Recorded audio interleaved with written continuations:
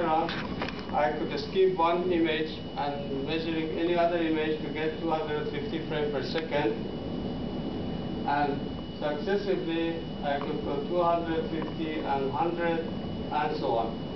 And later on, because this is so close to the 500, so I can save a little bit hard, but it's not optimum, let's say, but it's decision.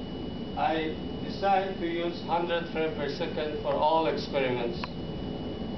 And then the next step, I had to decide about time interval.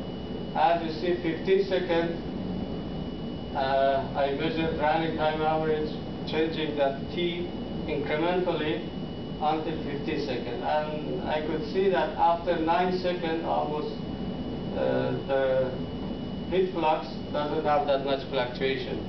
So here, 10 seconds was selected again as a good indication of the process to take the time average. To do that, I measured the uncertainty of time, which was 10 seconds. I conducted 6 different experiments in the same spot, same location, and this is the indication of uncertainty using a statistic.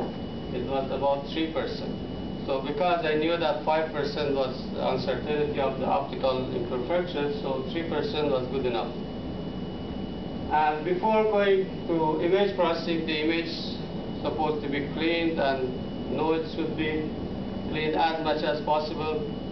And during the study, I found that medium filter just keeps the edge and clean the image. So it was good start, and I tried so many different kernel matrix to take the average over the matrix. I put the average into the middle point, and this is 15 by 15 that was selected at the first try for all experiments, and a good image I could see.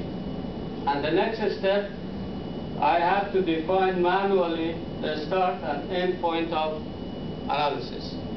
And because I was using a finite fringe, so the fringe looks like this shape always, or the other way, depends on the temperature of the wall. And I need only the very first 2 peaks, or the very first 2 valleys to measure that X that I mentioned before.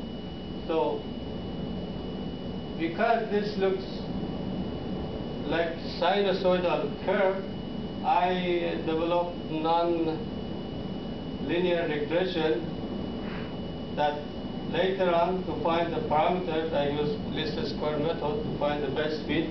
And right now I can find the best fit p-value, and then I don't need anything else to find delta x. Is p divided by 2 pi, it just is x value. And you can see the experimental data and regression just best fit and smooth the data, and right now it's easy for computer to measure peak to peak value. Before that, always computer was a little bit of a problem to find peak to peak.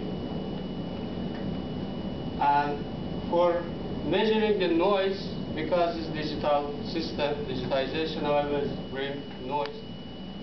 Unhindered model was checked, and you can see fringe spacing versus time in 10 seconds that was selected as a time interval. And using regression, still we have noise, high frequency noise. And without regression, even case is worse. So about 3% noise could be found in digitization process, which is not inherently for the process that is under investigation. It's just for digitization of any package in the system.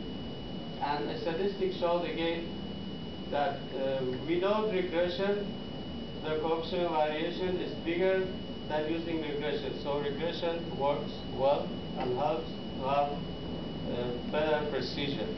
And even the standard deviation is lower, and scattering, which is range divided by average, is lower.